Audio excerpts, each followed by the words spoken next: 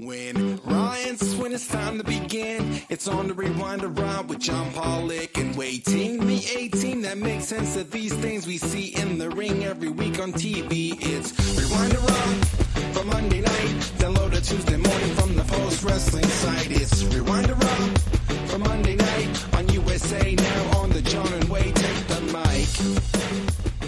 Hello and welcome to Rewind a Raw. It is officially Forbidden Pour Week at Post Wrestling. I am John Pollock along with Wai Ting. A very big week. All roads lead to Real Sports. 15 York Street.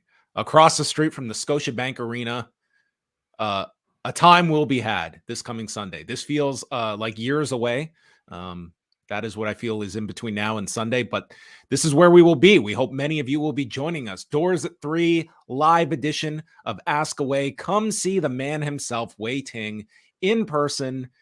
He gives a very reasonable rate for photos if you so choose, and autographs. You might need to mortgage your home if you so choose. And then after you get your whole Forbidden Door viewing in, come on right back as you will get the biggest after party outside of Katana Chance and Kayden Carter, as we will have late into the evening, the Forbidden Pour after party. Karaoke, wrestling themed drinks. Who knows what else will be going on, but all of it going down. postwrestling.com/live. A big thank you to all that have supported this event. This might be our most successful event that we have done in terms of a post wrestling meetup of sorts.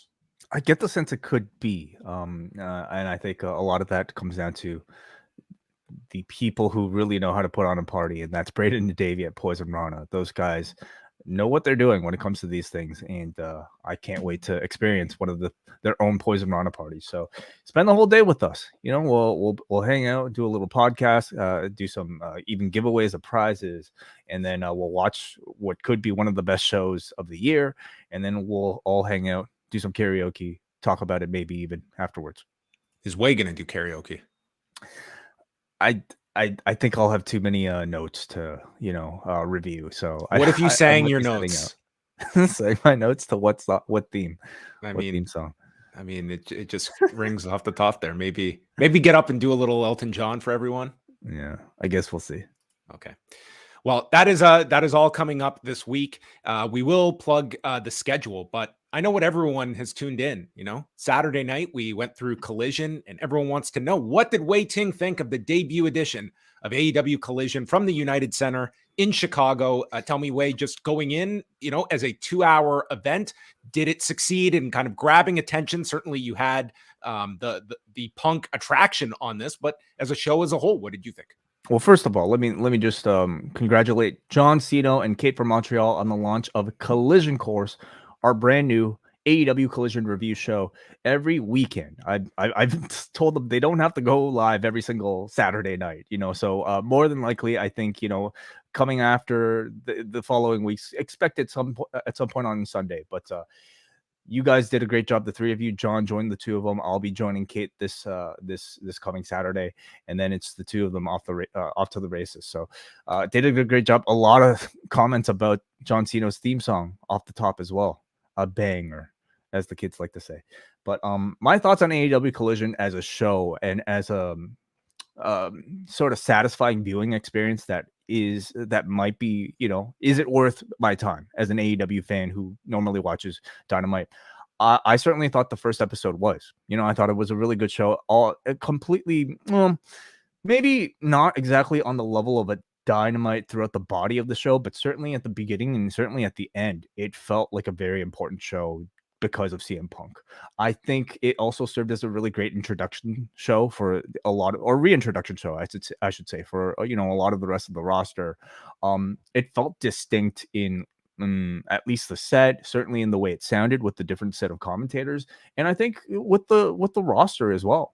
And for that reason, it felt different enough from something that I was getting on a Wednesday that I would at the very least continue I'm going to have to continue, but even if I wasn't doing a review, I would certainly continue after beyond this week.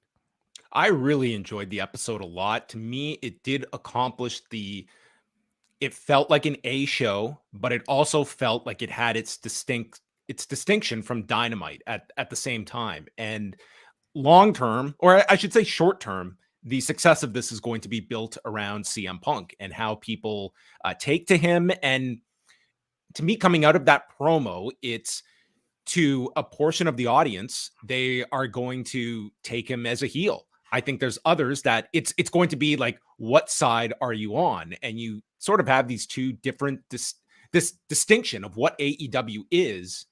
Punk being a clear one extreme, the Elite another, and you will have bands that can be on both. I think it can be done in such a compelling enough way that it's really intriguing. But that promo is going to be judged. It's almost as though it's an incomplete grade until we can look back in 6 months and either say that promo kicked things off and they were off to the races, or it went nowhere and it was great that night. What did you feel about the promo, first of all? I thought it was a really good promo. I think like most my big takeaway watching it was just more so a reminder of how good this guy is at public speaking, how good he is at commanding an entire audience, and how comfortable he sounds doing it. I mean, that's been the case throughout his entire career.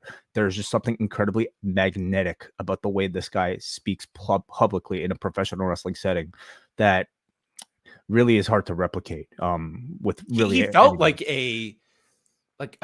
I'm not trying to be like disparaging like a cult leader or something like that, but that Cult is personality. what he has all of the characteristics that elicit this audience that will jump in front of a car for this guy. Like he has that command of his audience that these are not fans, these are his disciples. You know what I mean? And that is what he commands. He's an ultra charismatic individual that whether it is a podcast setting, whether it is a live promo or a press conference, this man is just an incredible speaker that is so engaging that people are so taken, and it's, you have one opinion or the other. And that is everything you want out of a protagonist or an antagonist, however you want to view him.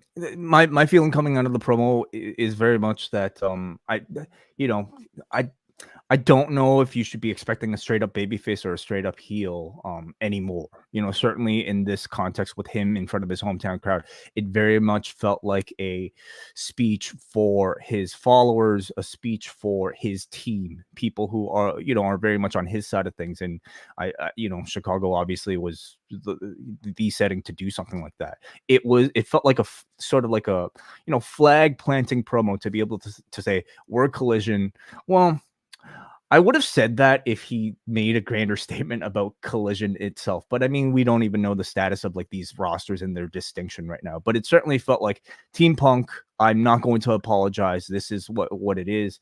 And I also think, judging by like that Bucks line, I really do feel like at this point, I have to think things are a go for, at least something down the road where these people will work together. Because it's hard for me to think really even up until this point that like Tony Khan would not approve a line like that without the intention of at least building towards something with these two working.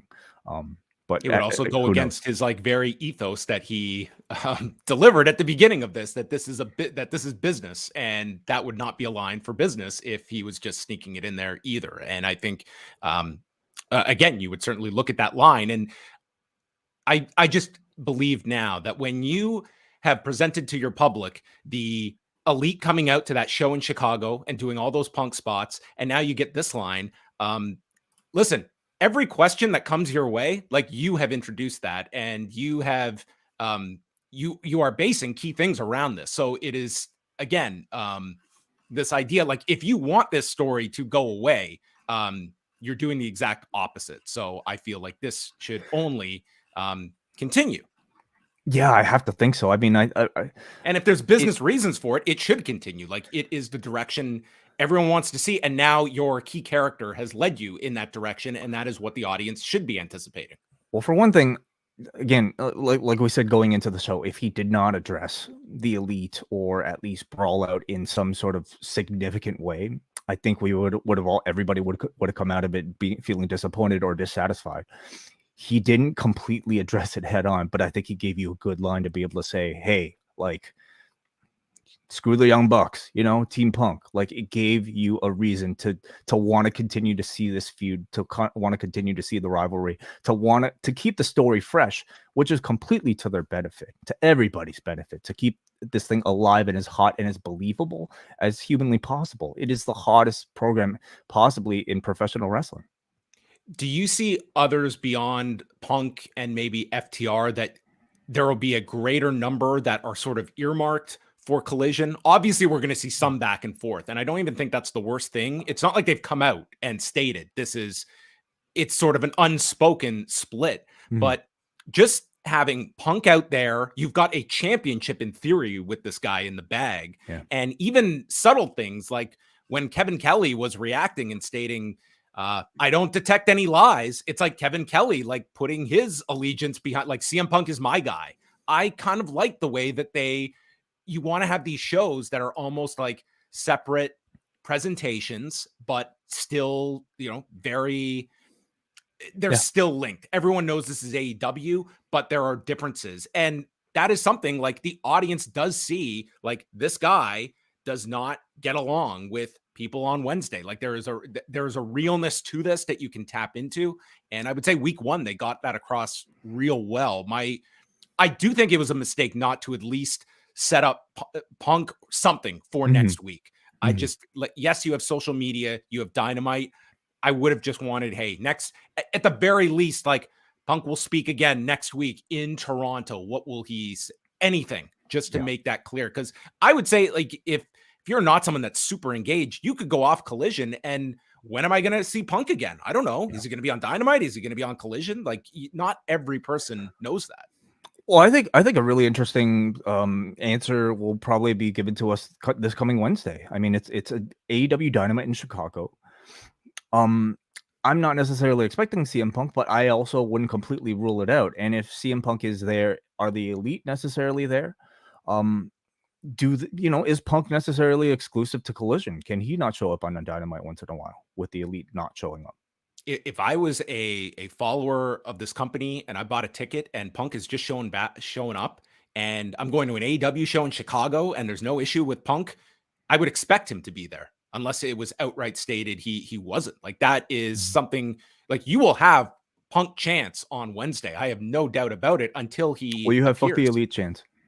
I think that if they are on the show, they will be persecuted on that show. Like, that is they have set the table for that. And listen, if that's the faraway plan, that's a great atmosphere to have on Wednesday to really heat this up. Yeah. I mean, I watched the show and I'm looking for something special about it. And I thought there was something special, certainly in the speech. And if they, play their cards right and are able to build to this rivalry with everybody on board, man, it could be the best thing ever. But let's just hope it could be on board. Beyond that, I thought Buddy Murphy versus Andrade was fantastic. This show needed a match that everybody would be talking about to at least, kind of carry that the idea that this is a show that also provides great wrestling in addition to some of those storylines. Wardlow versus, Luchasaurus, I thought was okay. But beyond that, it's the first week, and as the first week, I thought they did really well. I thought the handling of Sky Blue in Chicago was very good. Like, that was those 2 shows last week, I think, did significant assistance. She looked great. For Sky Blue. Yeah, totally. So, because it is Juneteenth, which is a federal holiday in the U.S., ratings will be delayed this week. So Rampage and SmackDown numbers won't be out until Tuesday afternoon, and the big Collision number will come in Wednesday morning. We do have the Canadian number. So on Saturday night, it aired live on TSN Plus, and it was on a 4-hour delay on TSN2 at midnight. So take that into account, and it only did 15,000 viewers and 9,000 in the 25 to 54 demo. It's very low. I wouldn't say, like, I saw responses from people who did not even know that this was going to be on TSN2. It was not promoted in any significant way. So I hesitate. You're the promotion, dude. Like, well, listen, and they never even confirmed the time slot to me. I mean, they just listen. It's I don't think many people are probably aware that it's listed for live this Saturday. So again, it's a low number. I don't put crazy stock into it, but it's not as though it was this number that would have shocked TSN of like, wow, look at this gigantic number. But it also was like our big secret that this thing was airing on television in Canada. Curious to know like how much better it did than what usually airs in the spot, which I have no idea. Saturday night at midnight. Oh, TSN 2 at midnight. Yeah, it's probably not like you had like Sports Center as a lead in for this on top of it. And honestly, if you are someone that is seeking out this first collision, odds are you're probably going the extra mile to just stream it and go through that process to watch it live, whether it be on TSN or other means. If you really wanted to see that show and the Punk promo, like that is, I would say most weeks, I don't think watching it live is going to be imperative for people. But for this first week, I think a lot of people wanted to see this show live. Moose announced that he has re-signed with Impact Wrestling. He's been there since 2016 and stating that he has more to get done before his time in Impact is done. Not only did I sign back with Impact Wrestling, but I also signed the longest deal anyone has ever signed in the company's history. A whole lot of work to be done, so let's go. And that was his announcement. So he's 39 years of age. I don't know how long this contract is that he has signed, but I mean, it's the longest in Impact's history. So do we know who holds that prior record? No, I mean, we don't. I don't know who would have the longest I don't know if this would be like a singular contract, because obviously there were people that were there for years and years and years, but not on one long deal. So okay, well, I good don't know. for Moose. Maybe he signed a lifetime deal with Impact. Perhaps. He'll be there forever. NXT on Tuesday night, a pretty big episode that they have coming up. So Seth Rollins will take on Bron Breakker. I guess he's going to be going in with a rib injury that they set up on Raw. Wes Lee takes on Tyler Bate for the North American title with Mustafa Ali as the referee. A number one contenders three-way, Tank Ledger and Hank Walker take on Idris Enofe and Malik Blade and Brooks Jensen and Josh Briggs. Lash Legend and Jakara Jackson against Valentina Feroz and Ulyssa Leone. Cora Jade against Dana Brooke. And the big one, the pep rally for Thea Hale 1 week before her match against Tiffany Stratton. So I think that this is going to be probably what is the most that NXT can do. They are not going up against anything gigantic on Tuesday night. This is like Seth Rollins, which, I mean, this is really one of the biggest matches they have presented on NXT on USA. It would be in that small number of, big matches that they've had. And certainly of the 2.0 era, this might be the biggest that they have promoted. And they did promote it tonight on Raw. Yeah, by far, I would say. I don't think you've ever had somebody on the star power level of a Seth Rollins, nor, depending on how you view this championship, I mean, a legitimate world championship against Bron Breakker, who's arguably your biggest star on NXT 2.0. So this is a big match. And if it does not do well, I think it would be a big disappointment. On Wednesday, Dynamite is in Chicago at the Wintrust Arena with Chris Jericho, Sammy Guevara, and Minoru Suzuki, the Sex Gods, against Action Andretti, Darius Martin, and AR Fox. Chris Statlander against Taya Valkyrie for the TBS title. Orange Cassidy and Katsuyori Shibata against Zack Sabre Jr. and Daniel Garcia. The Hardys against the Guns. A concession stand brawl between Jeff Jarrett and Mark Briscoe. Adam Cole will speak, and we are going to find out whatever the blind eliminator tournament is going to be for a future AEW tag title shot. So another tournament, and I guess a lot of people are assuming this could be just random partners paired together. Okay. With the blind nature of things. We will find out on Wednesday, but the crowd's going to be pretty entertaining, I would say. And they are at around 6,000 or so tickets for Chicago on Wednesday. And the last bit of news is New Japan Strong announcing their lineups for the Independence Day cards. We won't list off everything. They're listed on the site, but some of the key matches. So the first night on July 4th, it is TJP and Francesco Akira against Clark Connors and Dan Maloney. John Moxley and Homicide will team up against El Desperado and Jun Kasai on the first night in a no DQ, exciting encounter doomsday match, whatever that will entail. Probably fireworks on the 4th of July, literally, I would imagine. And then Hiroki Goto and Yoshihashi will have two matches. The first night, they defend the Strong Openweight Tag titles against Alex Coughlin and Gabe Kidd. And the second night, they will defend the IWGP Tag titles against Coughlin and Kidd as well. So July 5th, it's Kenta and Eddie Kingston for the strong open weight title. Final death match between Jon Moxley and El Desperado. And they had a hell of a match last year, SummerSlam weekend. So this will be final death. Not beginning death. This is final death. Well, yeah. I'm assuming this one will be a whole lot bloodier and might even involve, at least one strand of barbed wire, if not more. So, I don't usually see this type of match promoted for New Japan, but I mean, something that'll make New Japan strong, distinct is going the deathmatch route. Bring somebody like a Jun Kasai in. I think it's incredibly exciting. Jun Kasai in there with Jon Moxley. Sounds great. Yeah. And this is also on a Wednesday, so it will mean Moxley will miss Dynamite for these shows as well. And as well, Tom Lawler has been added to these shows as well. So they look like very good cards, and they are. It's a pay-per-view where your $30 US covers both nights of the Independence Day shows that they will have here. But I'm assuming the first Independence Day themed show ever to take place in Korakuen Hall.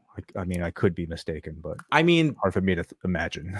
I'm sure they're celebratory. I hope they do the national anthem at the beginning of the shows. Yeah, and they should serve like burgers and French fries and just have a food fight at the end. I'm sure they will have plenty of ideas. Yeah. Celebrate Independence Day in Japan. Mm-hmm. So there you have it. Those are coming up in July. The kind of last stop before the G1 kicks off. Are you ready for the G1? Way? Are you getting in the mental state for it? I think so. Yeah. I bought my extra coffee beans. Good to go. Coming up this week, we've got up next on Tuesday night, and then the Post Wrestling Cafe.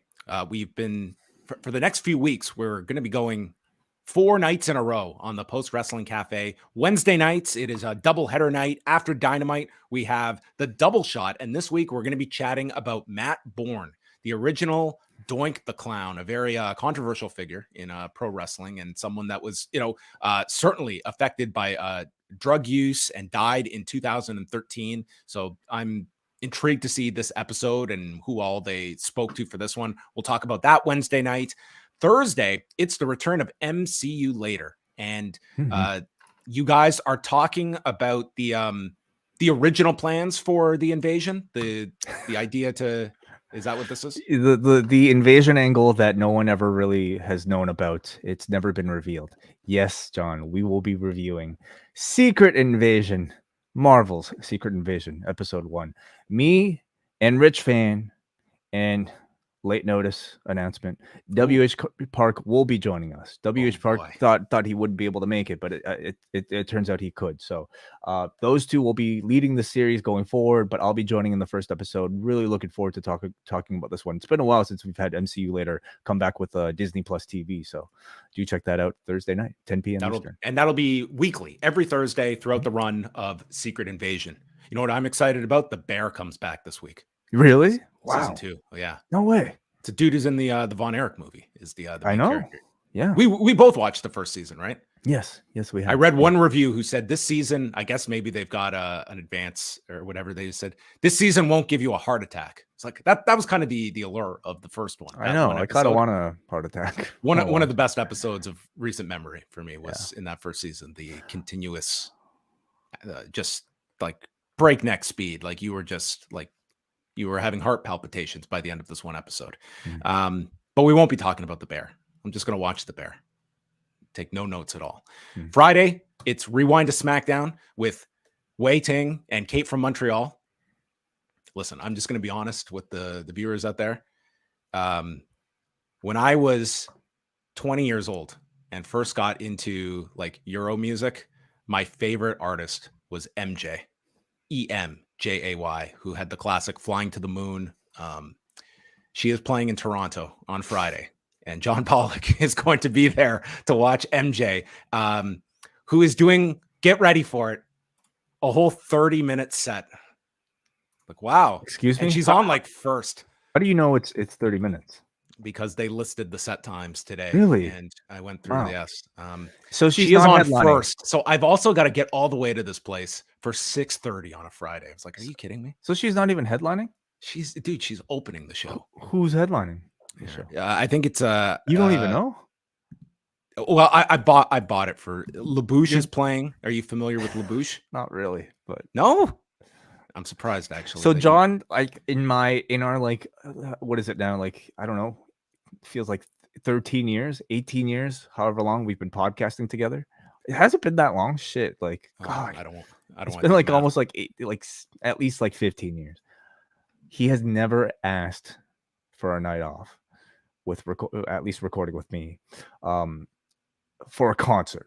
Okay, usually it's like because he's doing a UFC on the weekend, wants some time to spend with his family. It might be a child's birthday party. This week he has asked time off to go to a concert, and it just happens to be MJ. So, if it's not Aqua, then okay, I'll take MJ. We've got MJ playing LaBouche. You remember Joey? Yeah, Joe-E. Yeah. What's his big song? Joey had like Joey was not. I wasn't like a big fan of his. He's God. playing for almost an hour.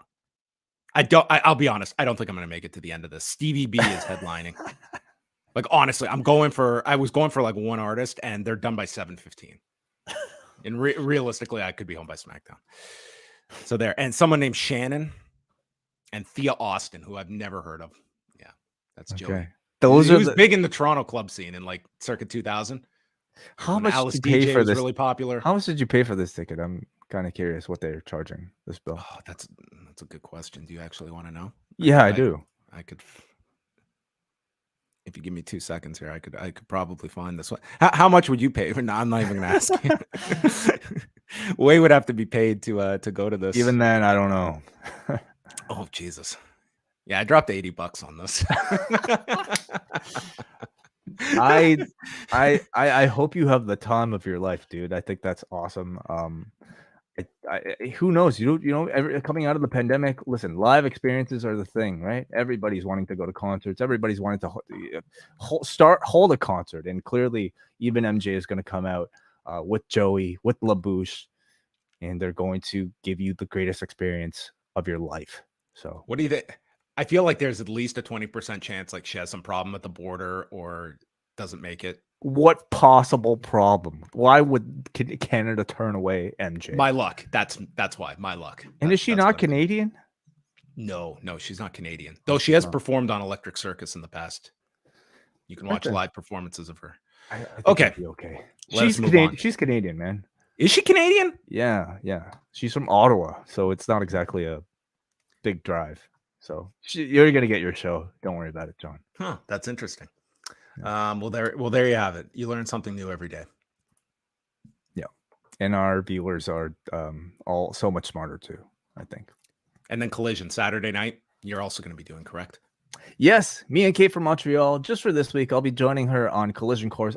We're hoping to get in touch with John Cena at some point because, of course, he will be going to the show live. Will you be going to the show live?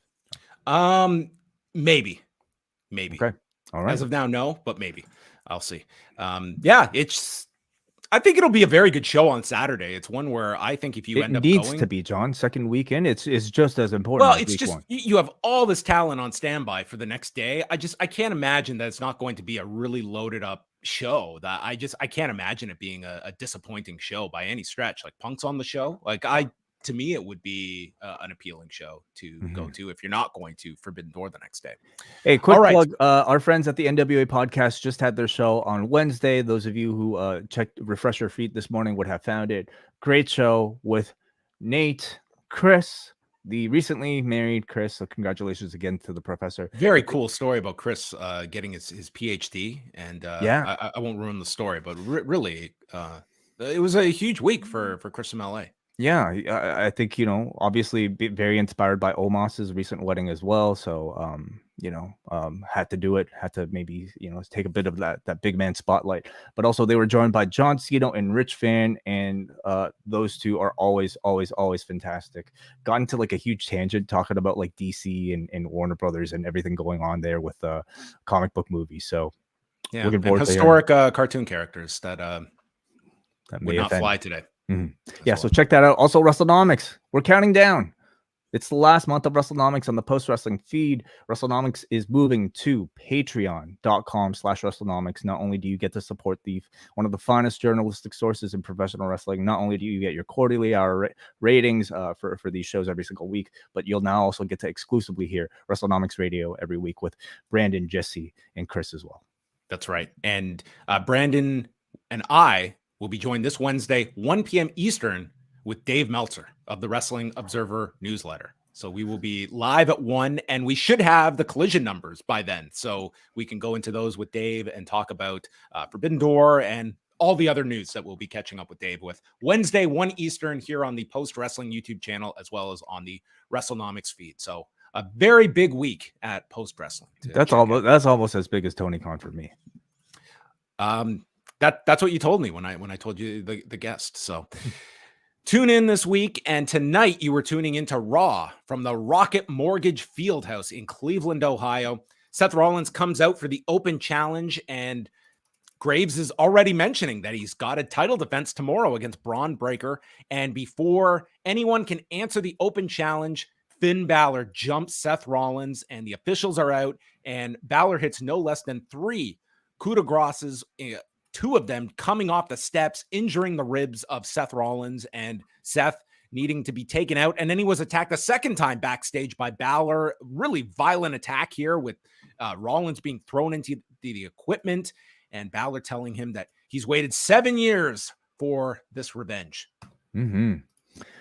I thought this was a good beatdown angle, add some credibility and aggression to Balor, which was, Seth Rollins' intent. We learn later. Balor certainly at times has kind of felt like a guy who's been booked to even be underneath the Damian Priest. So I think he greatly needed something like this to really just elevate him, to show that he's different.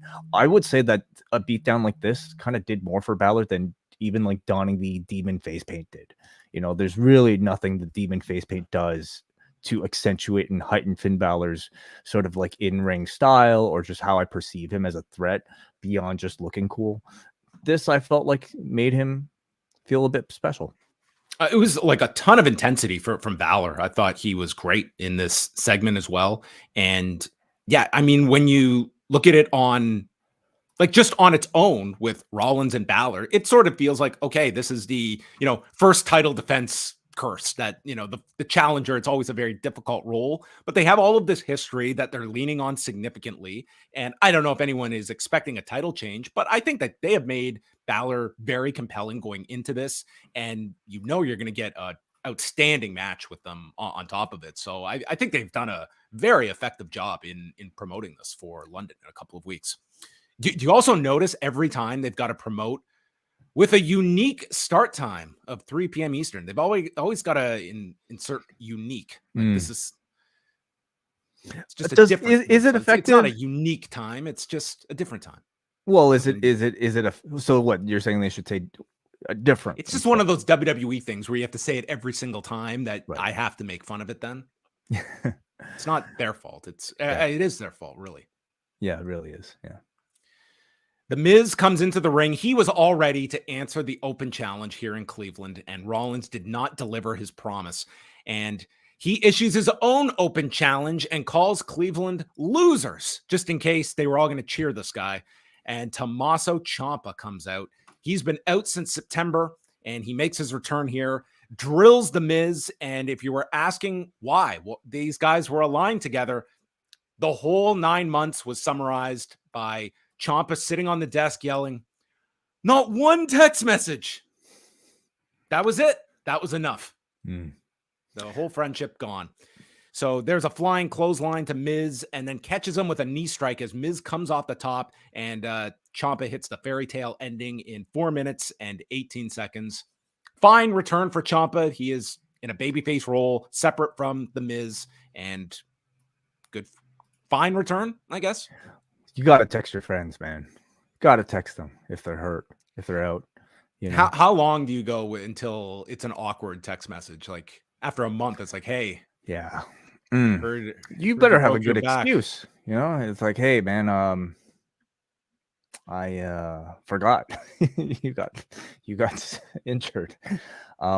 No, you got to do it like relatively soon, I think. So if we were ever in that situation, okay, and you had like a bad injury, okay?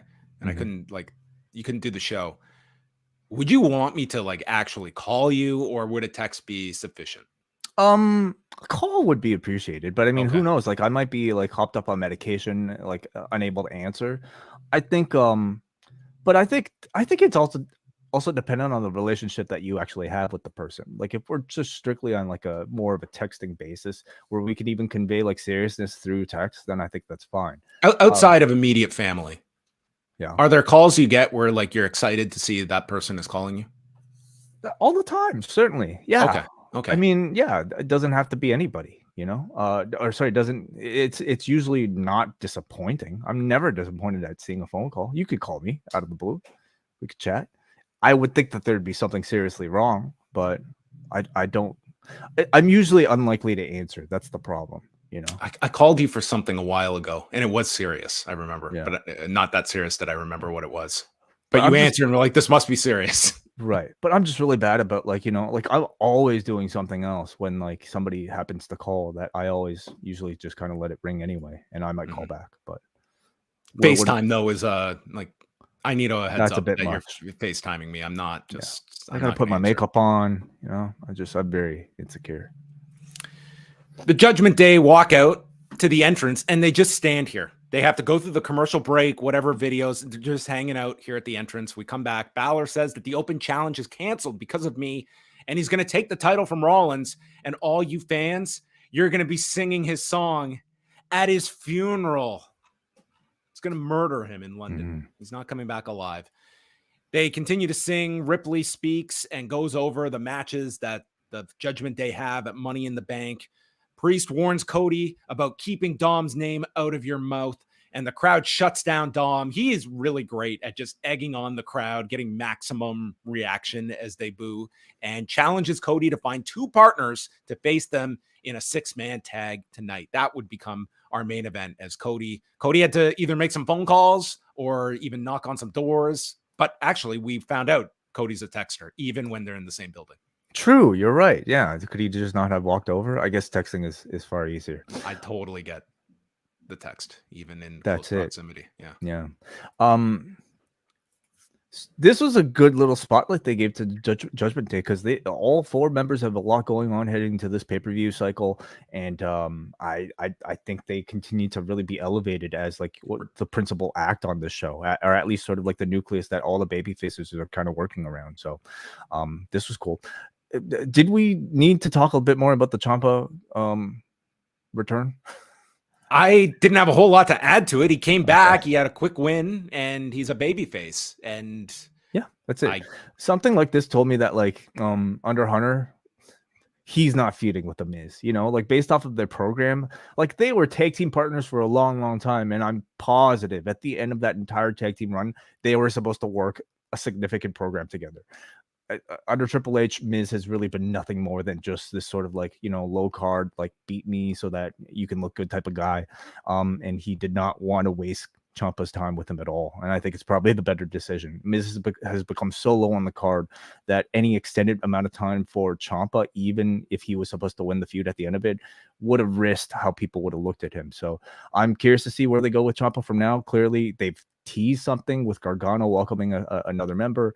We'll see how early they get to it. Are you surprised we didn't see Johnny Gargano tonight, Cleveland? Yes, I thought in Cleveland that tonight, I mean, we had some people throw out the idea like he would have been a name you could have used for the open challenge, but they had that angle. But to just have some appearance from Gargano, it's a very easy pop in Cleveland, but have not gone that way. And it's sort of like just been sidelined, that whole entire group.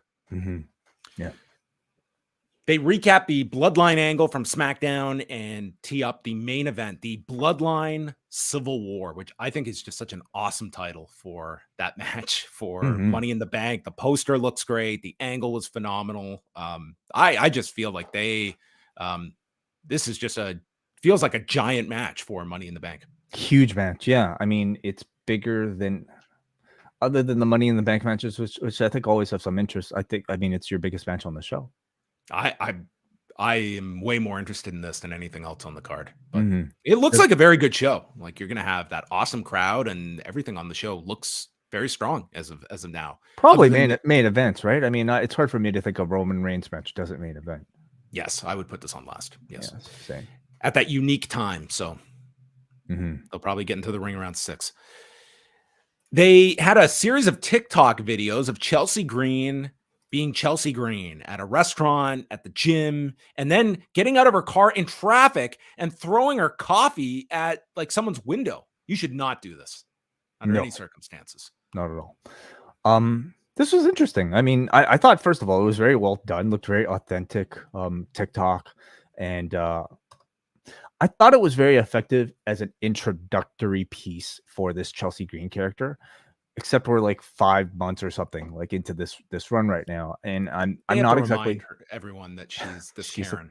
Oh, okay. Well, I guess I'm not exactly sure what it was intended to do at this point, because it didn't seem to build to any sort of program involving anybody. It's perhaps a framework that they can continue using so that next week, if we get these sort of updates, maybe they'll springboard into some sort of feud. But just seeing them, I mean, it was kind of like cool visually, but I don't know how much it really elevated Chelsea. I thought that this was going to set up Hulk Hogan coming out and telling everyone the dangers of, it's not the actions of Chelsea Green, but rather don't get filmed acting like that on camera. That's the lesson that you take away from such an incident. Of course, yeah. Well, I don't think they'll be doing that. Chelsea Green and Sonya took on Katana Chance and Kayden Carter. 2 minutes here. They won with the after party, which is their reverse neck breaker 450 combo. Fine match. Is that, can a 2-minute match be fine? It was. I didn't have a lot of opinions about some of these matches that were just so brief until we got into like the meat of the show later. Yeah, well, this really wasn't meant to be much beyond, I think, a way to, again, just push, Carter and Chance as an act on the show. Reaction to the match was, as you would expect, very cold, and I think that's largely due to just the women's division not being hot, and therefore people not caring so much about the outcome of these sort of matches. They just don't feel like they're big enough. It just doesn't feel important to the show. But I think Chance and Carter are doing great. I think they have really good looking double team offense, a style that's very different from anybody else in the division. And I almost kind of see them getting pushed, if they want to, as like a female version of the Hardy Boys, where I just think there's so much potential in their in-ring style, especially for their connection to like, a younger audience. So they just need the right feud, and they need teams in this division. The Party Girls. The Party Girls. Perfect. Yes. Cody comes out. There's already a Hardy Party. Well, they're the after party. Yeah. Okay. The after Hardy Party. Cody comes out in his interview by Kathy Kelly, literally to accept the challenge from Judgment Day, but the crowd was super hot for Cody all night long. Finally, the main event that everyone was awaiting weeks for: Cedric Alexander and Shelton Benjamin against Indus Sher. And dude, to Benjamin and Cedric, they got to the arena. They're like, finally, we get our tag match with them. And they looked at their time allotment, 2 minutes and 9 seconds. Well, these guys, they were going to try and cram as much as they could into these 2 minutes and 9 seconds. Sangha gets hit with this flying knee from Shelton Benjamin, like he was Cal Luno going after BJ Penn. And then there's a 2-on-1 on Veer. They take turns knocking Sangha off the apron until Veer hits a leaping splash onto Shelton. Sangha then grabs Alexander and drops him on the barricade. And Sangha holds Benjamin for their double team finisher, which is Veer coming off the middle rope with a elbow and pins him in 2 minutes and 9 seconds. As I mentioned, a real basic tag team against two guys that I thought worked really hard in 2 minutes and 9 seconds that are just cannon fodder for Sangha and Veer. Yeah. I thought, I mean, it's been like 3 weeks now that we've, built up to this moment, and I don't necessarily think that you've advanced into Sher that much more. They come across to be like a pretty generic big man team at the moment. Their offense isn't really all that special. The act itself with Jinder kind of doing, it's hard for me to take Jinder Mahal seriously as like, the cold sort of like stoic type of guy at this point. And it's just so robotic, this presentation. Like, yeah. If you were watching NXT, like, I'm not saying Sangha was this breakout star, but he was so entertaining in those Mhm. backstage segments as the best friend of Yeah. Valentina and Leon. Like just this guy that was just always Yeah, like personality. yeah, he's got a ton of personality. Veer is, I mean, the singles push wasn't knocking anyone dead either. But as like, here's this guy with like this great backstory as a baseball player who had a movie made about him. And I watched this presentation, and it just feels like such a dated view of an Indian act that is just like without any kind of original thought attached to it. You have so many of these acts, like even like I mean, they're just like they're a new version of the Viking Raiders, except Indian. And I think now you need to either be exceptional in ring to be able to make an act like that work, or you have to be really, really big, or you have to be able to, have a different, unique type of character. And I think in 2023, they could have a lot more unique, creative potential than just being generic guys who beat people up really quickly. And they made us wait 3 weeks for this. I mean, not that satisfying, I would say. So there's a PA with cold water that oh man, I keep doing this where I missed the Owens and Zayn segment earlier. Yeah. That was earlier where Owens doesn't want to hear about the bloodline when Saxton asks them about the breakup, and Zayn tells Owens that he's a rageaholic. He's got an anger problem, and Owens denies this, and Zayn challenges him to go the rest of the night without having a tantrum. And if he does have a tantrum, he has to admit that there's something going on. And if not, Zayn will drop this. Mm-hmm. So essentially, they're doing this story where Owens is like this caged animal all night. So when he finally gets tagged into the match, the place explodes because he gets to let out all of his aggression.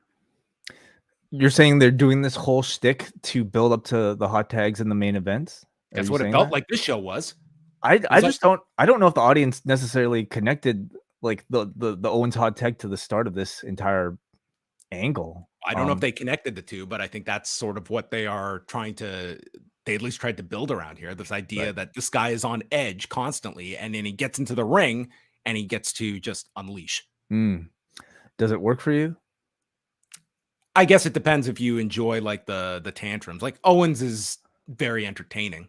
I'm not liking them. Like it's a rare sort of like Kevin Owens thing I'm not really enjoying. They just feel so like cartoonish and just forced, at this point. I think they want to add an element of like what worked with Team Hell No for these guys. I think that's what they're looking for here, is like just some more character stuff. And I don't think this is the worst idea. I don't know if it's everyone's cup of tea.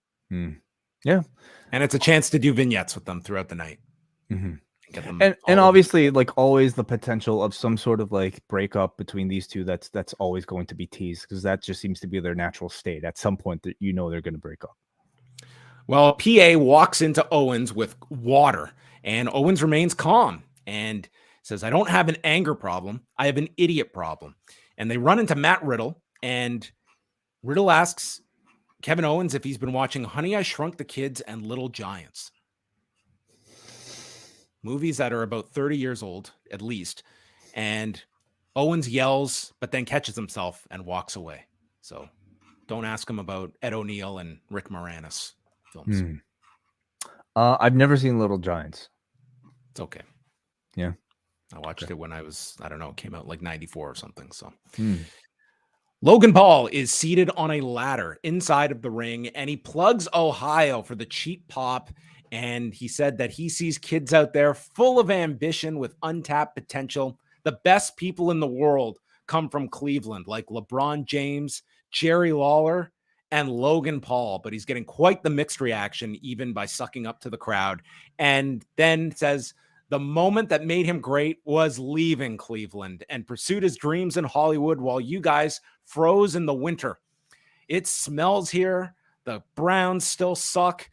Don't boo me because I'm the best thing you guys have. And there's something wrong, though. Here in Cleveland, we can't stop losing, including my brother who just lost his last fight, me at WrestleMania. But he's going to put the city on his back and restore the city's name by having his name added to the Money in the Bank ladder match. He's going to win the briefcase and then take whatever title he wants. So he has added himself to the ladder match. No qualifier for this guy. I can buy that, like, in story. I mean, Logan Paul is at such a, higher star level that they would have just pushed him up there. So I would say that this certainly does present like a great candidate to potentially win this thing. Like he's my favorite. I know everyone is clamoring for like LA Knight here, but I mean, honestly, if you want to like take this more seriously, like Logan Paul would be probably the best person to win this. Yeah, I think I had like suggested, like, or at least the idea had come to mind that, oh man, like, could Logan Paul win the Money in the Bank? Not knowing that they would have had an extra spot for him, but if the guy is available, 100% you give him the Money in the Bank as a device to constantly threaten, like, Logan Paul entering the world title picture at any moment. It's a prop that he can use in all of his other obligations. It can sit on set for his podcast. Like, he can use it. He's going to totally remake the briefcase to have like the Prime logo overall. That would be the greatest heel heat ever. Absolutely. Yeah. Prime Money in the Bank. Oh, that's awesome. Like, he can use it in the bank, all of his social media, Prime in the Bank, whatever you want to call it. It also it has the guy's going to disappear, so it's like it's going to be like surprise appearances that you don't have to do the weekly tease of the briefcase because he's not going to be around every week. It keeps him relevant throughout the year, and at any point, you're almost like assured that you're going to get a Logan Paul title run. Mm-hmm. I think it would. He's got the history with both champions, with Rollins, with Reigns. I just think there's a lot to having Logan Paul. Plus, he'll be great in the ladder match. I think this is going to be a really great match that these individuals are going to have. So, and a very good promo that he cut here. Ricochet comes out and says he's the reason Logan Paul went viral at the Royal Rumble with their spot, and Ricochet is going to walk out as the winner. And then it was just a procession of all the guys in the match. Nakamura comes out, LA Knight comes out and runs down Logan Paul as a guy making videos for 14-year-old girls. And I've got a map here of where you can shove that can of Prime, which Logan Paul is drinking as they're all cutting their promos. And then Escobar was out, followed by Butch, who didn't get any microphone time. And Logan says he doesn't even know who that is as Butch attacks Paul and everyone fights. And Logan is left alone in the ring and lands this incredible Tope Con Hero with the rotation he got on this thing, and then climbs the ladder to pose and end the segment. And LA Knight was, I guess, like number 2, but in terms of just star power, Logan Paul to me just dwarfed everyone here. Completely, as I think is the intended effect here. Again, like this guy's great. He's a clear favorite to win this thing, and it's not at this point even just a celebrity like who doesn't deserve it. He is a good enough worker that he's more than capable of, like he'd be a great champion. And I'm not even like just saying lowering my sort of standards for a celebrity. Be like a great champion to ice this title that is supposed to be the workers' title. He'll be taking it away from all the people. You built to a great rematch with Seth Rollins. And so, who knows, whatever, like main events, down the line as well. So looking at this picture, we have Damian Priest, Butch, Santos Escobar, LA Knight, Shinsuke Nakamura, Logan Paul, and Ricochet. Priest and Logan Paul. Is there anybody else who's a candidate? You certainly. I think like the crowd's going to be super hot for LA Knight, but he won't win. No, probably not. But they will certainly tease it. Who do you see as a future world champion, basically? Yeah. I feel like the night of, like, you will have like spots designed for Ricochet, for Escobar. Listen, you've seen like Austin Theory win this thing. Like, you can make your arguments for anybody. And that failed. Want. It did, but there's been plenty of guys that have won this that you would going into it. Like, was anyone picking Baron Corbin to win it, for instance? So all I'm saying is I think like you can certainly look at a logical pick, and it doesn't always mean the logical pick wins this. I think Knight will gain plenty of just, from the crowd reaction, which at this point is almost guaranteed that he becomes like the biggest babyface coming out of the show. Even tonight, the big promo he cut felt very much like a babyface promo. Santos, is kind of doing the LWO thing, but I think without Ray or Dominic, it's not necessarily that big of a deal, but he'll hopefully have a good performance. Ricochet, you can always count on for something like that, but Ricochet and Nakamura are going to break off with something with Reed. Priest, I think, is supposed to be like, your most dominant guy. Probably somebody who's also going like I mean maybe an unequal chance of a Logan Paul to win, but I so much more upside in my opinion for Money in the Bank on Logan Paul because he's a heel, because of the sort of like, you know, keeps him relevant throughout the year. He could take it on all of his mainstream media appearances. So yeah. After that segment, it was Matt Riddle against Ludwig Kaiser with a pretty enjoyable match that they had here. 9.5 minutes that they went. And Riddle, after the commercial break, he had been distracted by Gunther and chop blocked by Kaiser, but then he's already making his comeback by the time the commercial ends. So he hits a floating bro to the floor and then a head kick flying knee combo, and Riddle comes off the ropes. It appeared he was going for this tornado DDT. I don't know what ended up happening, and the announcers were so confused. And Ludwig ends up on top of him for the cover, and it was just this very glaring spot in the middle of this that seemed just to be off. And then Riddle, as Ludwig is going for a European uppercut off the turnbuckle, he is caught in midair with a German suplex and follows that with the Bro Derek in 9:14 as Riddle gets the victory and sort of feels like this babyface that really doesn't have anything that he's attached to. There's no program going on. He's got Gunther. He's got the Gunther match, which to me it just feels like it's a TV match that they get to. I don't know. It's just like he has these good matches. It just feels as though he's sort of in this transitional point where I don't know where they're comfortable going with him. Like, do they want to make him this serious character? Do we want to still maintain like the segment with Owens and Zayn? Like, we've seen him snap and take out Vinci, but then we're doing the goofy stuff with Owens and Zayn. It seems like each week it's like, what way do we want to go with Riddle? Well, I feel like that was an attempt to make Riddle more serious, and I just don't know with like the way he speaks and like being serious necessarily works for him. Like, you can only take him so seriously when I think his natural state is to like talk like a you know, bro, like, you know, like surfer type of dude. I think it might take a heel turn to like give us a drastic change, but I don't even know what a heel Matt Riddle at this point would look like. It would feel so different. He seems to me like, you know, on the status of like a higher version of a Chad Gable, no pun intended, where I think you can rely on him for TV programs and to bridge people over to the next pay-per-view, but I don't know if you necessarily put him as like a main event level pay-per-view contender anytime soon. His best thing to come around would be this Imperium feud continuing, and eventually like you get the Randy comeback. And that's a big match for Randy. And then you have another like top shelf tag team that you can go in a lot of directions with. But man, we're at over a year since we have seen Randy Orton at this point. So the post match, Gunther enters the ring, trips up.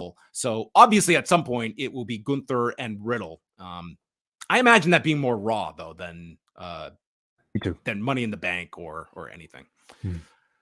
So Seth Rollins, despite being destroyed in this first segment, he will make it to the Pat McAfee show tomorrow at 12:20. And yes, we will get an update on his status on the Pat McAfee show later in the program. Riddle is limping to the trainers backstage. And so part of you is thinking, like, where were his pals, Owens and Zayn, that he had just hung out with like 2 segments before? And if you weren't supposed to like think about that, we cut to Owens and Zayn in the very next segment, and Gunther and Kaiser appear, and they warn the two of them, what happened to Riddle could happen to you. And Owens just explains that Kaiser is too long-winded, and Zayn cuts him off, pointing to his phone, the bat phone, that they have a message as they are off to take care of this business. So I thought this segment was going to, like, Owens and Zayn would be like, no, we didn't see what happened to Riddle, to give an explanation of why they didn't come out to help their friend. But we didn't get that explanation. Yeah, they're not very good friends. That's literally 2 seconds that you could have explained where were Owens and Zayn to fend off, at the very least, these guys that you've been feuding with in Imperium, even if Owens is annoyed at this Riddle guy. They should have shown like Owens like watching Honey, I Shrunk the Kids or something. They could have been in front of a screen and be like, oh, that's who the Giants were. Yeah. They didn't do that. Yeah, they're not very good friends, I would say. I hope they text Riddle if we've learned anything this week. Maybe they had a bad signal. Like Cody, they got a text from Cody. Yeah, but when did Cody send that? Like the challenge was issued like 45 minutes before, and he's just getting the message now. They might have Canadian cell phone plans. They might be roaming this entire time. You're right. And we all know about Rogers. Rogers. Yeah, blame Rogers.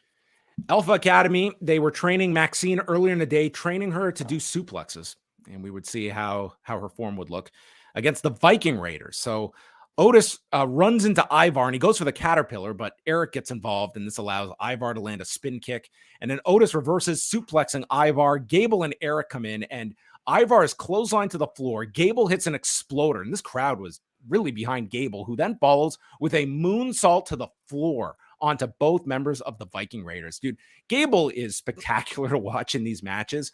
Part of me wonders, it's like, man, this guy is going to kill himself in these just forgettable television matches. But you watch this guy, it's like he just crams like a Kurt Angle match into 4 minutes for his hot tag. Valhalla gets onto the apron, so Maxine's big spot is yanking her down and hitting a vertical suplex. So these matches are now just a showcase for Maxine and Valhalla.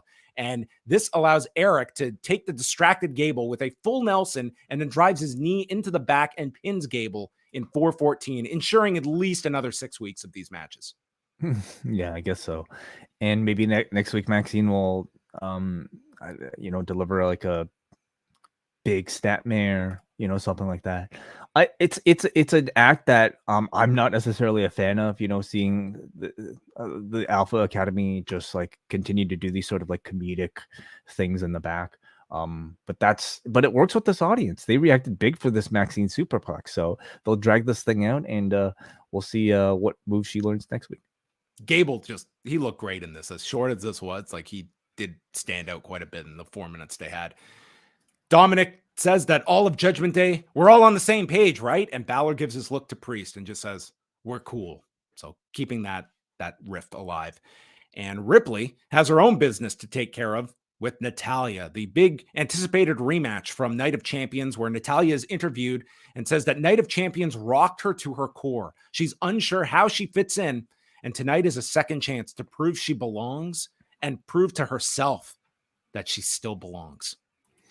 I'm really curious to know what they have in store for this Natalya makeover. Like they're certainly like building this up like it's going to be something significant. So she's going to declare herself for the Owen Hart Cup. That would be drastic. But like, what are we going to see? Like, how is she going to, like, is she going to go goth? Yeah, that's one chance. That's one potential. Maybe she'll join Isla Dawn and Elba Fire. What is this new Natalya gimmick? Like, I have to know just because of the track record, like how are they going to remake Natalya? I'm sure she's taking opinions from multiple people. How will she remake herself? That's what this feels like a character transformation of some sorts. Yeah. So Ripley just jumps her at the entrance, sends her into the steps, and hits a riptide. So the match never begins. The referees are out. So this is our Indus Sher, Benjamin, and Cedric Alexander, the women's version. Yes, exactly. Yeah. Kathy Kelly, very busy on this show, interviews Raquel Rodriguez, who puts over Trish as a legend. But what Rhea Ripley did out there is just not okay. And with that, Ripley walks in, and Raquel says, "You better hope I don't win this qualifier because you're not ready." For Raquel Rodriguez. So a callback here to their NXT program and something for down the road if they truly get serious about Raquel Rodriguez, which they've protected her to a degree. She has not become Tegan Nox on the main roster. So and that's the thing. It feels as though Ripley, they have certainly made a star over this last year, but a lot of the women's division, it's like the established talent and then all these other new names or faces that have been around for a long time that have not been able to cross that line. Like Liv Morgan was getting there, but I think it was sort of hit and miss depending on the week. The list of like potential opponents you either have for Rhea Ripley or even Asuka, on SmackDown is very short outside of, the former champions. The core. Yeah. Yeah. And I mean, even for Ripley, though, it took a while to really get there, right? And she was already coming in from NXT incredibly hot. But it wasn't really until she kind of found her own thing here where she was really taken to the next level. And you would hope the same for any number of these women, especially Raquel. But I thought tonight was really good. You know, I think the most impressive thing about this rivalry is the fact that visually, I mean, Raquel is the only person Rhea Ripley has to look up to in order to, go eye to eye with. And that alone, I think, is at least enough to build a match between these two, even in the immediate future. Greatness is within reach. Remember that? Remember that maybe whole maybe Jones? Rhea's going to invest in those Darby Allin shoes for next week, and we'll be eye to eye with her. Oh, what? Darby Allin was wearing like... Remember those shoes he had on that MJF pointed out a few weeks ago? Oh, not really actually, but okay. He's wearing like these heels on Oh. TV. Hmm. Yeah. Cody Rhodes is warming up, and Akira Tozawa walks in and offers his services to be his tag partner tonight. Cody says, I'll take it under advisement, and compliments him on his dyed blonde hair, which was a nice touch. Zayn and Owens come in. We got your text and said, you helped us on the road to WrestleMania. We've got your back. And Cody explains Tozawa just offered to help, and Owens is upset that they were too late. Cody's like, I'm not teaming with that guy. He was a ninja. And I couldn't ask for two better partners. So poor Tozawa, just totally forgotten here. Is a ninja at the end better? of this segment, I wanted an impromptu Cody Akira Tozawa match, just a throwaway match on Raw next week. Why not? I bet you the match would be awesome. I bet it would be awesome for the 6 minutes that they would get. That's it. Like a top of the hour match. Yeah. Why not? Winner has to dye their hair back. I don't think we're getting any stip. Maybe loser has to, Kira's got to get a tattoo. Ooh, okay. Yes, I like it. Yeah, fine. Qualifying match, Raquel Rodriguez against Trish Stratus. Trish is out with Zoe Stark, and Trish does a promo stating that she's going to win Money in the Bank, and then looks at Zoe. Well, one of us is going to win, just as long as it isn't Becky Lynch. So in this match, it seemed like Trish had just an unbelievable amount of confidence in Raquel Rodriguez to just do anything, just throw me around.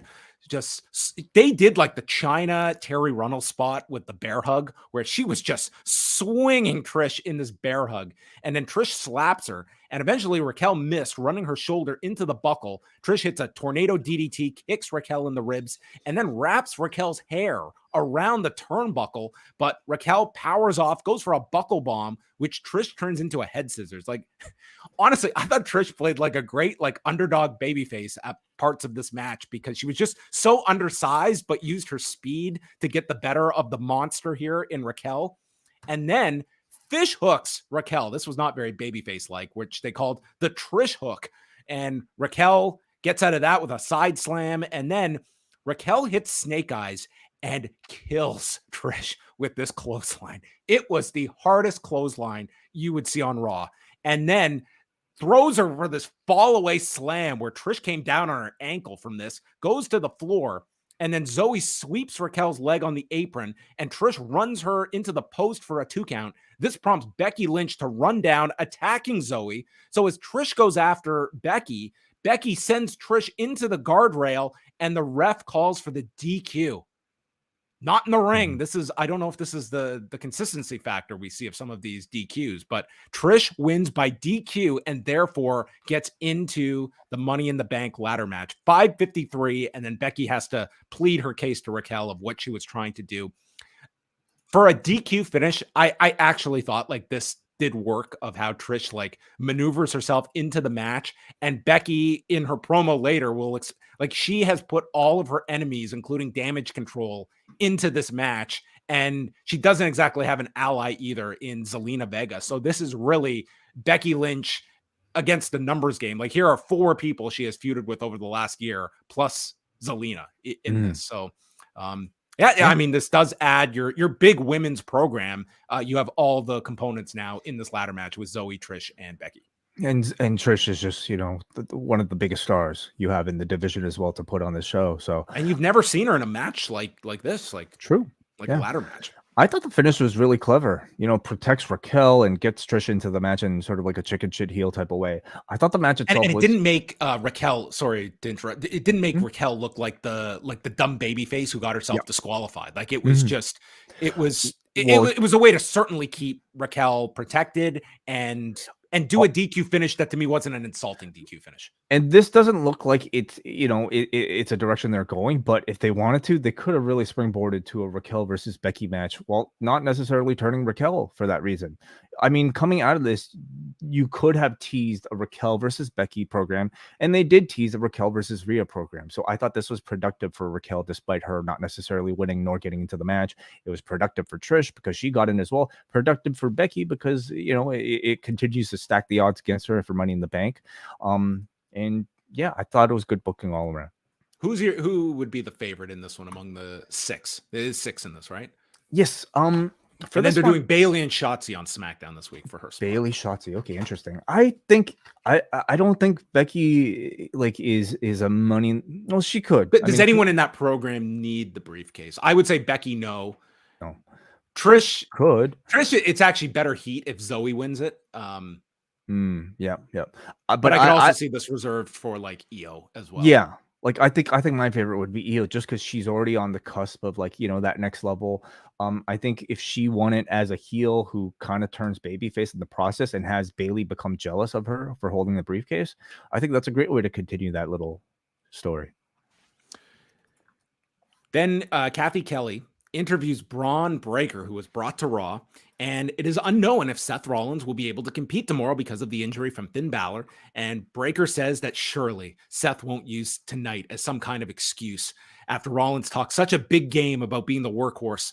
I've been waiting for this opportunity, and what happened to him tonight is nothing compared to what I'll do to Seth Rollins. And maybe the doctors can prescribe him enough courage to show up on Tuesday. And I could get used. You should get used to seeing this face on Raw because I'm coming back as the world heavyweight champion. Mm-hmm. Braun's first promo as a heel on Raw, I thought he sounded really good. The transformation he's made from sort of like a Scott Steiner's Rick Steiner clone babyface to this heel character. I mean, it feels so different and I'm liking it a lot. It's serious, sounded kind of sadistic here, and doesn't necessarily just come across to me as a generic heel. I thought he sounded good here. I've really enjoyed the Bron Breakker heel run. Like he, to me, had very little transition in terms of just really like finding his voice as a heel, and did a fine job as the babyface as well. But I think this extra time to just hone in on this heel run, like he truly does feel ready. But I also don't mind him being separate from the draft, that he gets, a special call up on its own at some point. And it would seem to be like after the Seth match, I don't know how much is really left for him at this point at NXT, but we've been saying that. How do you book the match tomorrow? I think it's hard to imagine Finn not getting involved in some way. Right. Okay. After the whole story was no one's going to beat him for that title except me. Now that does present like a creative way you have to get around that with Breakker being a heel in all of this, but I see that being an out that they can get to as well. Yeah, you could also, if you have the idea as well that Braun is wrapping up in NXT, you could also do a clean finish with Seth. I don't think it's that harmful for Braun either. If he's sort of losing to an injured Seth Rollins, though, they've been protective of Braun relatively, and I don't know if they would go there, but you're right, they could. Well, you do have Balor as sort of your buffer if you want to get around that. Saxton speaks to Becky. What happened out there? She says, I screwed myself. Or did I? Because now I've put Trish in a ladder match with me. But she outlines the enemy she has in this match, and I could go down in a blaze of glory at Money in the Bank, but if I do, I'm taking Trish and Zoe Stark with me. A lot of doom being forecasted for this Money in the Bank between funerals and going out in a blaze of glory. This is going to be quite the eventful show. Shinsuke Nakamura and Bronson Reed, as we get the continuation, they say, of this three-way feud where two of them are in Money in the Bank and one of them is not. The guy who just keeps beating the others. So Reed takes a sliding German, and then Ricochet appears, and Reed hits the Cyclone Slam onto Nakamura. Nakamura tries for a triangle. That's turned into a power bomb, and then Reed hits a shoulder tackle, and then Ricochet is on the floor, and as Reed throws Nakamura at him, this time Ricochet is ready and gets up from his chair, and Reed goes to strike Ricochet, who then gets up on the apron. Nakamura runs into Ricochet by mistake, and a suplex leads to the tsunami in 8:25. So Bronson wins Nakamura loses, and Bronson will be he's not in this ladder match. He's not. No. Too bad he's not Logan Paul. Doesn't have his own media empire. I think it's been a good build to a three-way that is not happening on this pay-per-view. It's not that Ricochet and Nakamura had a great chance to begin with as like contenders for this Money in the Bank, but I think this feud has actually really taken the edge off of the two of them as actual contenders in the match. Coming out of this, they are not going to be world title contenders. They're not going to hold the Money in the Bank briefcase. So I guess it's fine for a TV program, but I do feel like they could have done more with Nakamura and Ricochet in the build up to this Money in the Bank. Yeah, I mean, it keeps these three busy. It's not like, to me, some like outstanding program of such, but Tsunami is getting over. Like it's always been over. Like it's a really impressive visual move for Reed, who, quite frankly, when I look at this lineup, I would have swapped Reed for Nakamura in this match. Like having that big base, like you put Reed into that match, it's that much more impressive to me. Or you put Reed in there and take Butch out. I mean, I know Butch is like, it's I think they want Butch for the location of where they are, having that hometown favorite. Yeah, I get it. Home country. So Rollins provides an update. He got x-rays on his ribs, but I don't care what the doctors tell me. I'll see Bron Breakker tomorrow night for the title match. And as for Finn Balor, that's the version of Finn that beat me 7 years ago. And Money in the Bank can't come soon enough. He was really understanding of having like a serious rib injury from this guy. Yeah, like, I'd be a little more upset. But then the bigger news, Kevin Patrick confirms he'll still be on Pat McAfee tomorrow at 12:20. Okay. Ha-ha! We'll see if he sells the ribs. That should hurt, doing that fake laugh with bruised ribs, wouldn't it? Yeah, well, maybe he'll wear a suit with like tape over the suit. Okay. For the ribs. I hope it means the end of the fake laugh if he's got his ribs injured. He's kind of moved on from it a bit in this. Not completely. Yeah. Well, we'll find out if maybe this is it for him. Be a permanent injury for him. Oh. His whole chest cavity was compromised with this coup de grace. Final match of the night: Cody Rhodes, Kevin Owens, and Sami Zayn against Finn Balor, Damian Priest, and Dominic Mysterio. Ripley clothesline Zayn from the apron, setting up the commercial break, and they get the heat on Zayn. He's crawling for the tag. Dom stops it. This crowd was so heated in this match. And when Zayn tags Owens, all of that aggression from all those vignettes all night had been bottling up, and this crowd exploded. They were living vicariously through their spirit animal, Kevin Owens, who was going to get out all of his anger by this hot tag. By the way, so he did freak out. So what's the result of that bet? It was you have to acknowledge I'm onto something. Okay. So Kevin Owens can say, yeah, you're right. God. Does this end in a Dr. Shelby skit? They even made that joke on the show. Graves said, I hope this isn't going towards Dr. Shelby or something like that. That's totally what you felt. And the comparison to Team Hell No is like, he's got to go to anger management, which again, these two are very talented in like taking lemons and making lemonade, but anger management would be certainly that would be a task. I feel like those segments are like really like well remembered by people. Dude, the Bryan and Kane ones were excellent. Like if they could replicate that, sure. Yeah, I guess. Yeah. So then Kevin Owens goes for a cannonball, and as he's about to hit this, they're in Cleveland, and Corey Graves yells out, "This one's for you, Biggins," in reference to Chandler Biggins, who was the promoter of AI Wrestling, of Absolute Intense Wrestling, who died exactly 5 years ago today, and they were based out of Cleveland. So it was this anniversary, and they're in the city. And Owens, like that was a company he was very attached to, and had I believe written a tribute about Chandler Biggins when he died. So it was someone that obviously had a big impact on his independent career as well. So that was a cool shout out that Graves worked in here. And man, as loud as they were for Owens, they were that much more when Cody finally gets the tag. The place explodes. He's in with Priest. He's going through a power slam, disaster kick, and then Ripley gets onto the apron to stop the momentum, leads to a South of Heaven, and Zayn is in for the save. Ripley stands up to Zayn, who then you think he's going to run and nail Ripley, but dives over her with a tope con hero onto Dominic. Cody Cutter follows, and everyone thinks it's over. Priest kicks out, huge reaction. Dom breaks up another cover, and as he goes for the 619, Zayn cuts off Dominic with a lariat.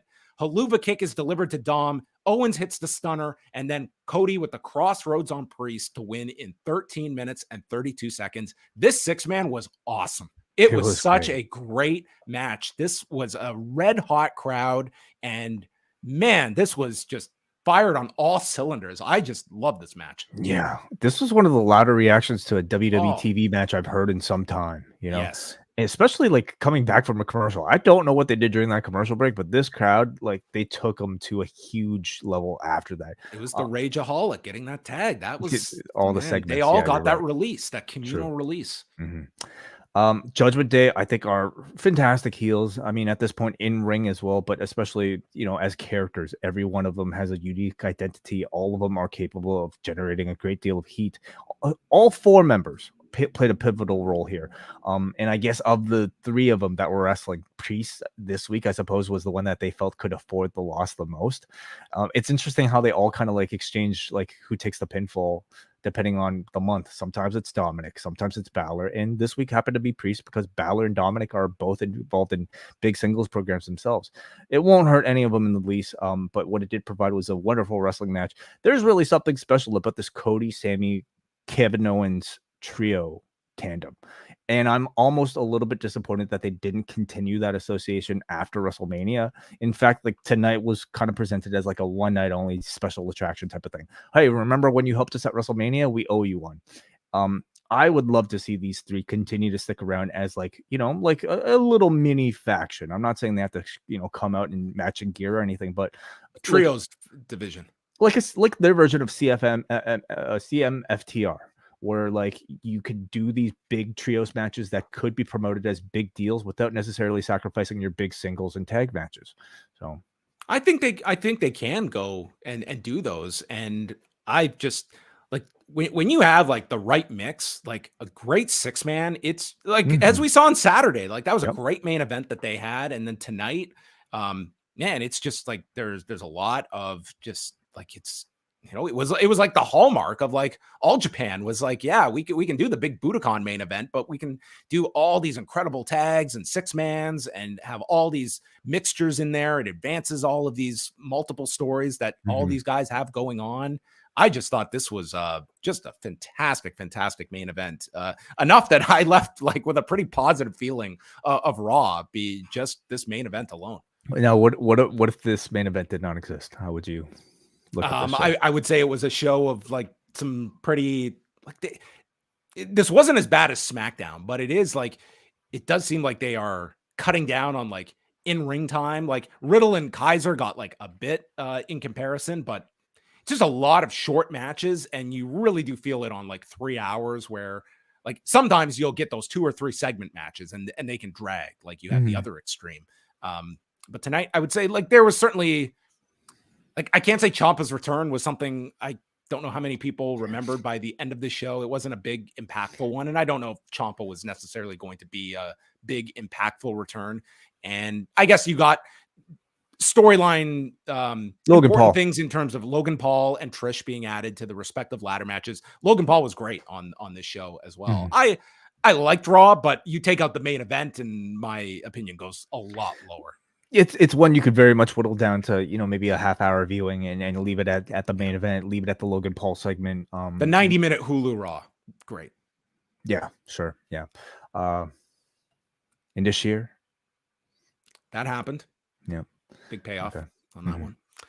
Let's go. Muggin. Normally, I'd roll my eyes at a bait and switch, but Finn jumping Seth put a ton of heat on him and added some personal stakes. As far as tomorrow's title match against Bron Breakker goes, I got Ilya getting his receipt for the week before. That's right. So, like Ilya Dragunov has the program going on with Bron Breakker. You could certainly get him involved as well too. Especially like sometimes you can like having that Seth Rollins like also endorse another babyface, like that could be beneficial as well. It's like they clear the ring or something, and then it's Ilya and Seth in He'll the ring together. The Seth Rollins theme sing along. Oh, that's a good spot for the end of the night. Like that crowd's gonna lose their minds for Seth Rollins. I mean, it's the easiest crowd in the world, but they'll be on extra high on Tuesday. Hey, we have Oh, sorry. Please. There's a continue. few more points there from Logan. I didn't get Gargano appearing in his hometown, but Ciampa showing up was the next best thing, and it tied up the loose end of that odd couple pairing with Miz last year. Yes, they really did tie that up. No text message. Once again, the Roadrunner, Trish, alludes to Coyote, Becky. Unless something happens on Friday, the women's Money in the Bank is Becky versus the world. Thinks that Ricochet takes on Logan coming out of Money in the Bank. And it's cool to see Maxine, Alpha Academy, tug of war for Otis get dropped. They're clicking as a unit, and turning them all babyface is a good move. Despite getting ample screen time, Rhea needs a feud to sink into and quick. That said, the 6-man main event was a lot of fun. Ricochet and Logan Paul, I think would be a wonderful match. At this point, I think you can justify maybe just given that big spot and just given like the in-ring style that you get between the two. I don't know if it feels like one you could justify for a pay-per-view though, just because Ricochet is so low on the card. But can you see Logan Paul having a singles match on television? What's Logan Paul's match at SummerSlam? Ricochet is not the wildest idea. I don't think that one's a crazy idea for SummerSlam. Yeah, I guess we'll see. Let's go to Jake, who sends a super chat. Thank you, Jake. All he sends a super chat to say is Happy Juneteenth, everyone. Yes. To everyone out there. It is a holiday in the US. It's a relatively new acknowledged federal holiday. So a very important day for people to learn about as well. So on that note, Tuesday night, Braden Harrington, Davey Portman will be here, 10:15 p.m. Eastern time after NXT, as they will be going through the first week of the Gold Rush. A very unique time of 10:15 p.m. Eastern. Yes, they have their quarter hour that they start at. So look forward to that. And if you want to see them in person this Sunday, the Forbidden Pour, Braden and Davey will be there. WH Park will be there. Neil Flanagan, John Cena, WH Park, Mike Murray, the post both WH Parks. Yeah. Did I say them twice? Wow. Added emphasis. Brandon from New Jersey is said to be there as well. Well, a whole lot of people from the post wrestling universe will be showing up through the Forbidden Pour. Hey, is that a QR code? Yes, it is. Wow. One that actually works. Did the other one never work? It worked for a time. I made the QR code using one of the services that like discontinues it unless you pay like $200, and I'm not. That's a bit rich for a QR code, I would say. So my final point I want to bring up to you. So over the weekend, since it's Max's birthday in a few weeks, so before school. How was Father's Day, by the way? Father's Day was great. We had a really good time. Just hung out. It was so Saturday we did his birthday party a few weeks early before school ends, so all his friends could come over and stuff. So we were just totally dead by the end of Saturday. And I was like, oh yeah, I gotta do a show tonight. So that was Saturday. And one of the things he got more Lego. And this is the first time I have seen this where they don't include the instruction manual. Instead, it's a piece of paper with a QR code, and you have to go onto the app for the instructions. And you're kidding me. Really? Okay, so you have never encountered this. I'm surprised. I've never. I thought this was maybe a new thing. I understand the environmental conscientiousness, but man, was it annoying to have to. Yeah. First of all, you've got to download the app and then like log in to get the instructions on instead of just having the typical like instruction book that comes with the Lego. So I'm surprised you haven't dealt with that. Maybe this is a rarity. I do understand that it might be the future, where we'll just get everything downloaded anyway. But I mean, I'm still buying all this plastic in a big thing of cardboard. It's like, how much am I really saving without the pieces of paper? Yeah. They do have like they do intend on changing to like recyclable paper bags at some point, like in the near future. So they do have like this sort of mission to like, be a lot more green. But I would feel like instruction booklets would be like an essential part of the whole thing. Like what if you don't have what if you don't have a phone, or what if you don't have like a smartphone? Yeah, or what if you don't have like, an iPad? Like who wants to be looking at a tiny little screen, like scrubbing through for instructions, right? Sure. So I'm going to have a word, okay, with the people in Bill in Denmark and get that sorted out. Yeah, tell them I want some answers. Okay, big week coming up. Thanks to everyone for tuning in. That is it for Rewind to Raw. We will speak with you later this week.